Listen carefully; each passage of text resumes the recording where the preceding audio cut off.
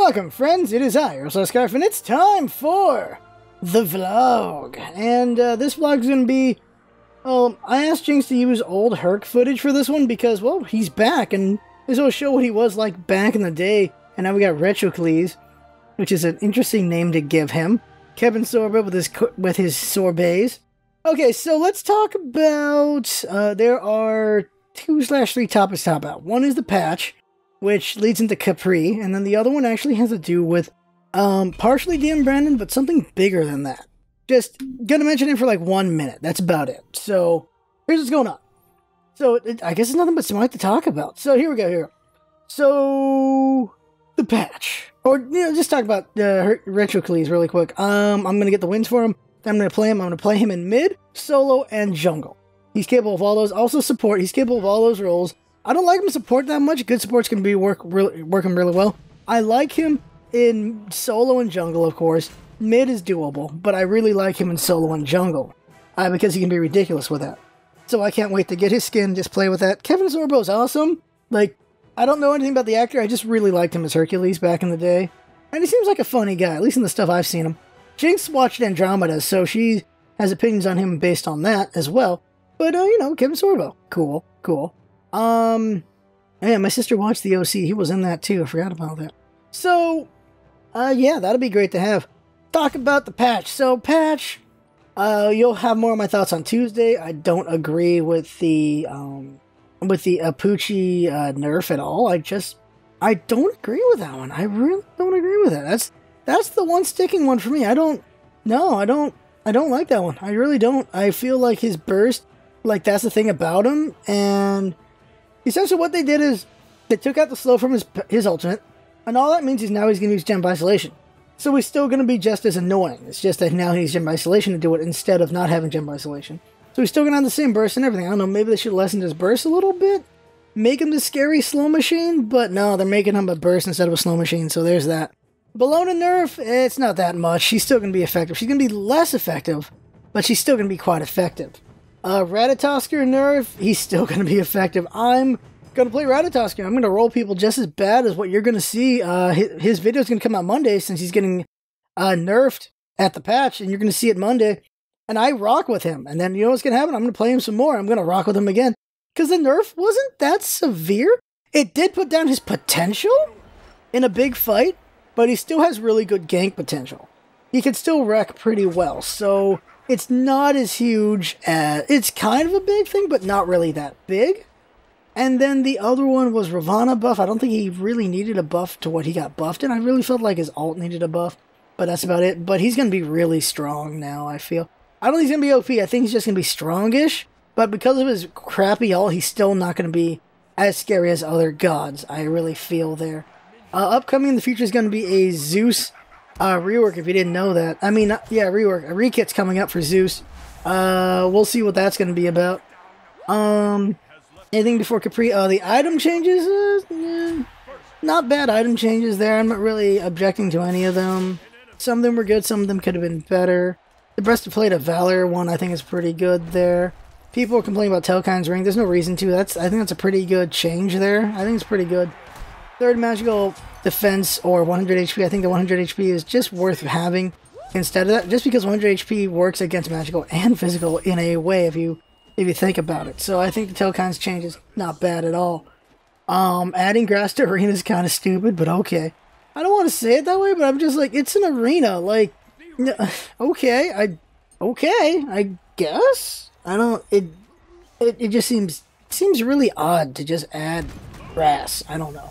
I think they should just added it without telling anyone. Because she's like, oh hey, there's grass now. Like, I think telling people just pointed out how kind of ridiculous the idea was to do that. Kind of, I feel. But that's me on that one. Khepri. Okay, so Khepri's kit. It's an interesting kit. Like, he's not gonna be... Well, like, he's kind of Gebby in a way, and he's also kind of not Gebby in another way. Like, okay, so his passive is he gives you extra HP, kind of. Like, he gives you an HP shield that pulses. He gives up to 15% HP shield.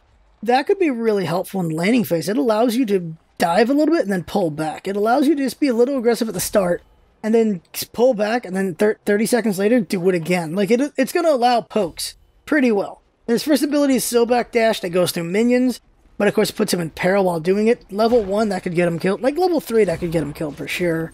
That's a very dangerous ability to use. But it seems like a fun idea, and who knows how that'll work out there. But it is a nice setup. Now the third one, of course, it's a ranged root to allow him to do his 1 better.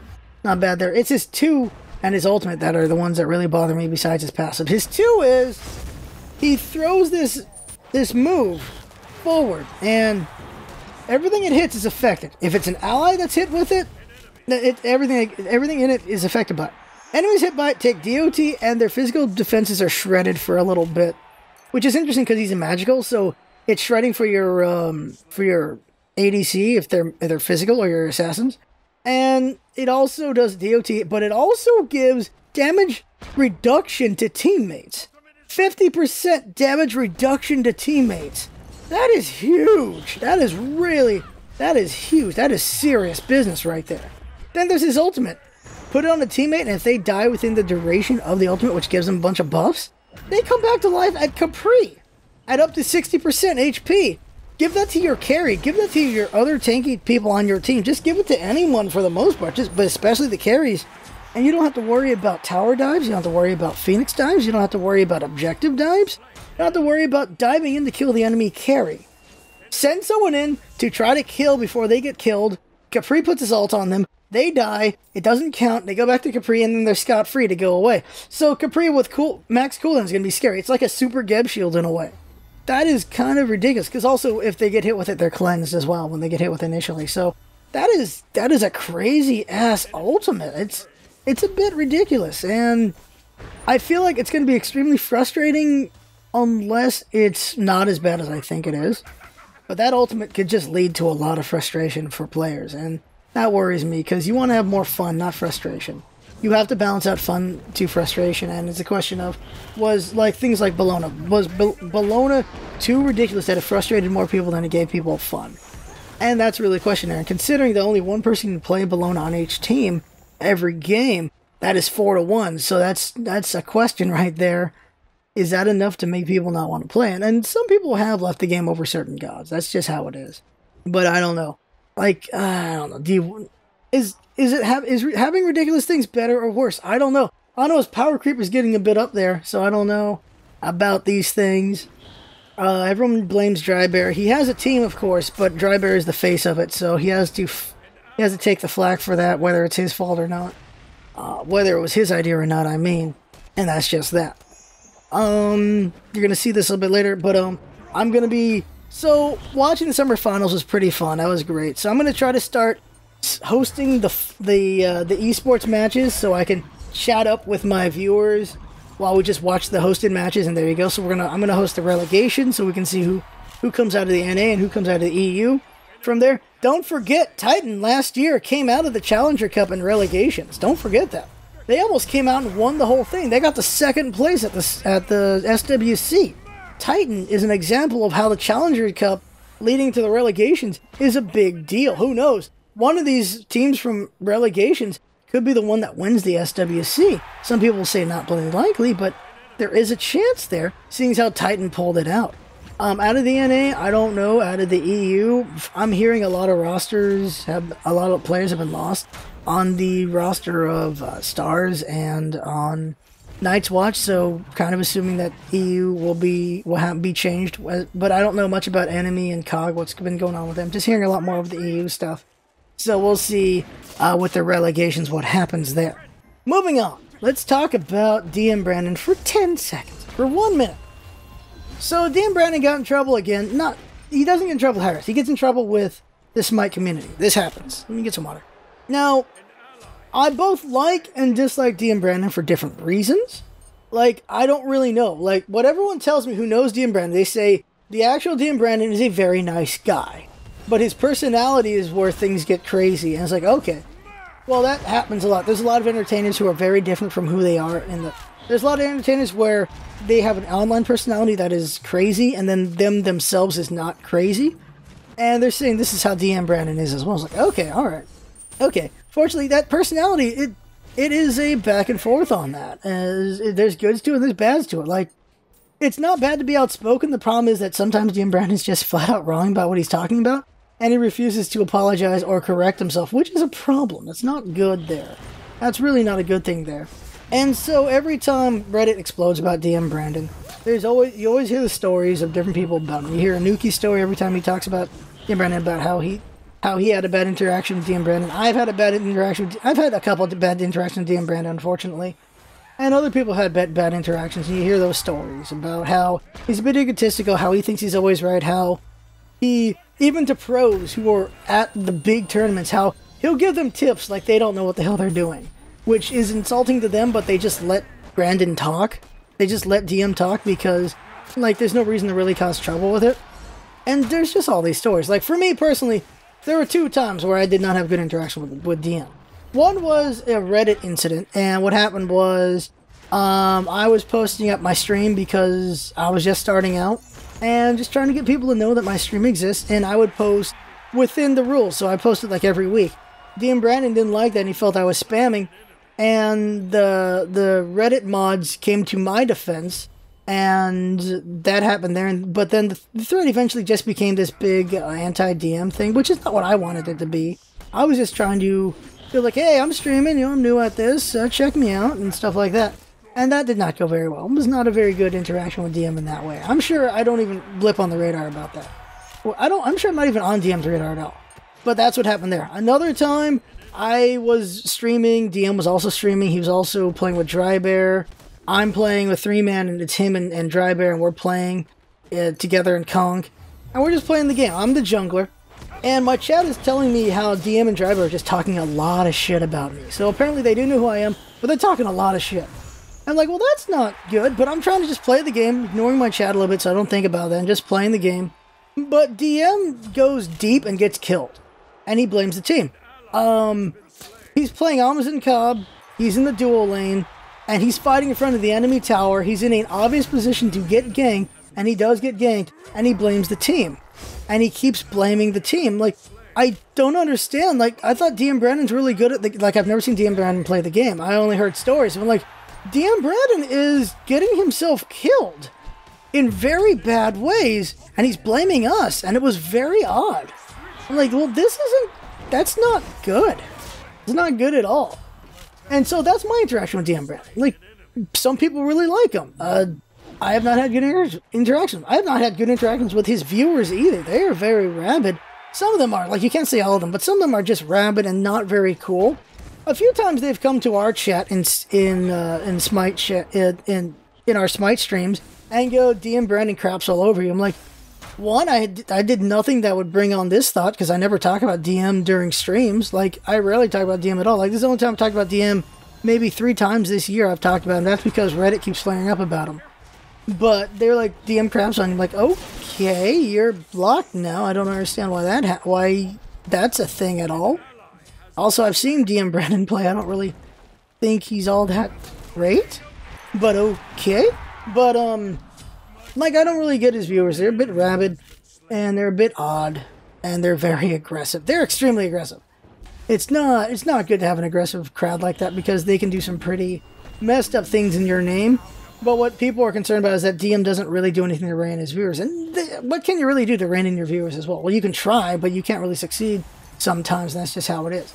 Now, why I bring up dmBrandon besides all this drama stuff is because I look at dmBrandon and I see what I could become. And I don't want to be that. And we've seen little indications of that. Like, the big hubbub about dmBrandon recently is how he got really mad at a player, at one of his teammates. And he just got really, really mad at them. And he was being very hypocritical in that. And then after the whole thing happened, he made some sort of apology thing, but he made a twit longer. He said, this is not an apology or an excuse for what I'm doing. So that means I'm not even going to read his twit longer. But he gets like this sometimes, where he just gets really angry and really aggressive at his teammates, at his viewers, and it's not good.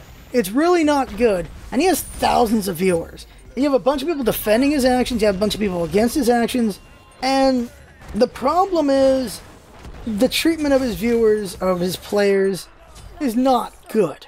And I see that and go, shit, I know I'm almost there. Because we know I can get pretty aggressive with our players sometimes during the streams. I'm like, no, don't do that, no, but I'll go all caps about it. I should just be typing, not all caps. I just be typing, no, that was a bad move right there. I need to try not to get too angry at it, because I do not want to go to that level where DM is about it. I don't ever want to go to that level. Like, I think it's good to be opinionated, but I don't want to be egotistical about it, which is what he does, which is unfortunate. That is, he has a lot of sway and power, and yet sometimes he can be wrong, but he will never go back on that, which is not a good thing. And sometimes we'll get like them, like, no, what I'm doing is fine. But there are times where, like, yeah, what I'm doing is not fine, and I acknowledge it. But there are times when I just don't acknowledge it. I'm like, nah, screw it. I don't really care about this argument right now. I'm busy playing. Which sometimes that's the thing, you're busy playing. But I don't want to get too egotistical that I don't listen to my viewers. Sometimes you guys just have bad ideas. So I'm not going to listen to it. But sometimes you guys have good ideas. That's the sticking part right there. If I get to a point where I'm not paying attention to when you guys are making good arguments at me, when I'm doing something you guys don't agree with, then that's not good. I'm still going to do what I want to do. I might consider what you guys are saying and maybe change it up. But when I'm in the middle of it, I probably won't change what I'm doing because it's my playstyle. At the end of the day, no build works for any single person. Like, my builds might not work for you. Your builds might not work for me. But when my viewers are trying to shove their builds down my throat, I do get a bit annoyed about that. Because it has happened. Just because your build is what you feel works for you does not mean it's going to work for me because of how I play, because of my playstyle. This is also why I don't do builds in the guides anymore. I will say this is what I feel might work for a beginner, but I will not give you all 6 items anymore. Because my build style is different. I used to suggest what I felt would be good for beginners. Not even my build style, but what I felt was good for beginners. But I still got shit for it. So you know what that means? Don't even talk about builds. There's no reason to get in arguments over these builds because it's just not worth it. At the end of the day, different items work for different people. And so I have completely forgone that by not saying specific items anymore. That's what happened there. But that is the thing. I feel the best thing I can learn from everything that I see with dmBrandon is just learning how not to go that far. He has thousands of viewers. But that does not mean that's the way to go. That worked for him. That's not going to work for everyone else. Maybe it'll work for more people that are like him, but that is not the only way to go about it. If it is the only way to go about it, then I'm screwed, but that's just how it is, because I don't want to be that. I don't want to be the person who doesn't listen anymore. I really don't. And I'm not saying he doesn't listen. Maybe he does, but maybe his character doesn't. Maybe there's that disconnect. I don't know. Like, I'm not trying to throw shade at DM on this. Like, I've never had a good interaction with him, which is unfortunate. But I'm not trying to say... what I think I'm saying is I don't like his character, then.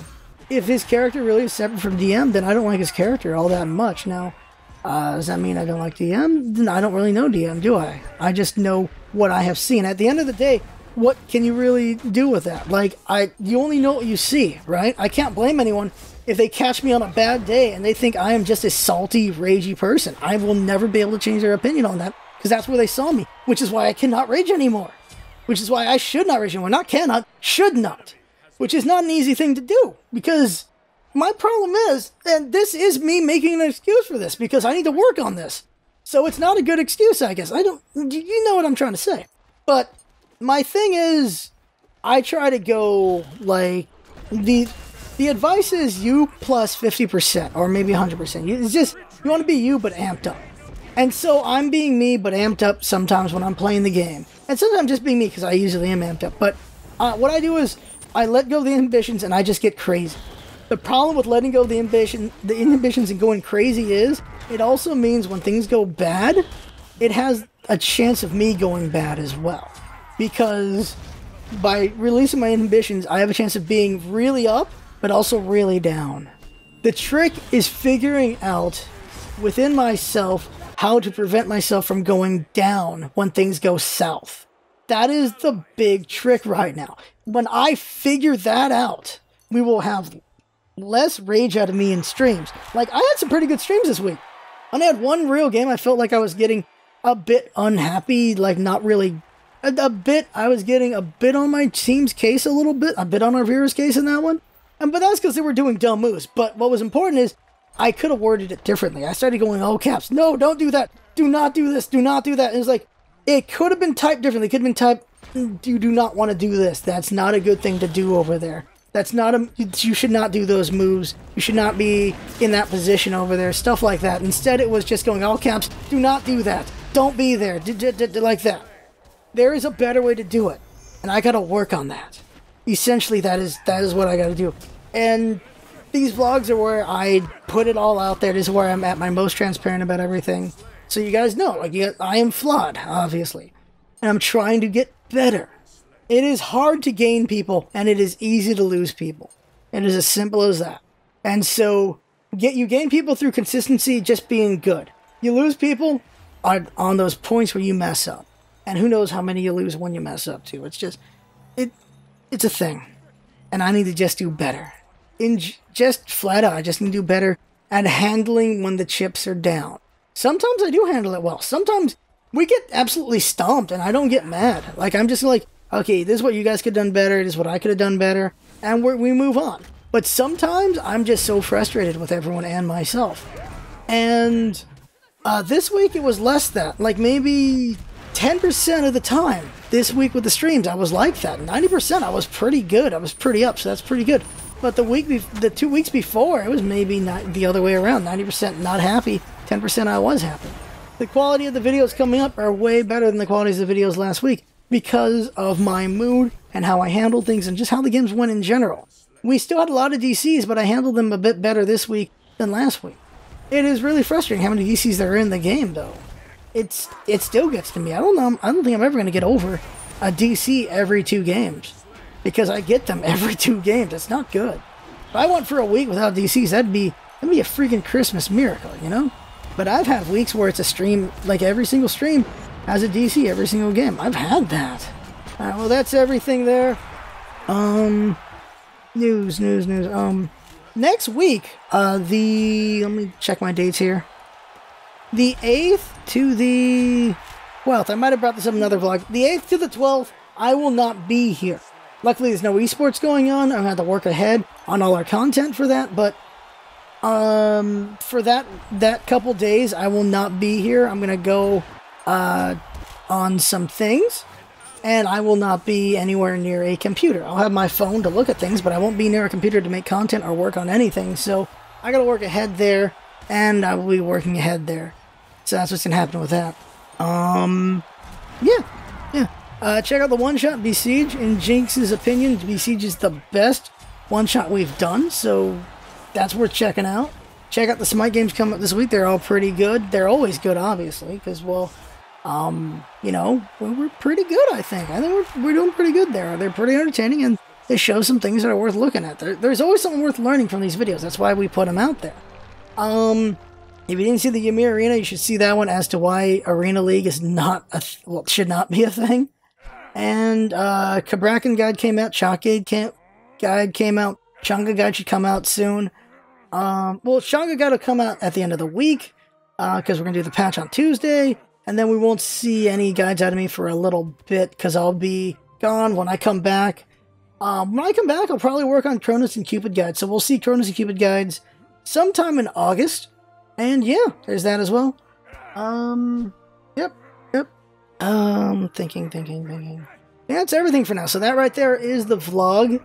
And yeah, that's the vlog. I had fun talking. Hope you had fun listening and watching the video. And that's what it's all about, isn't it? Having fun. Thanks for coming by, and see you next time.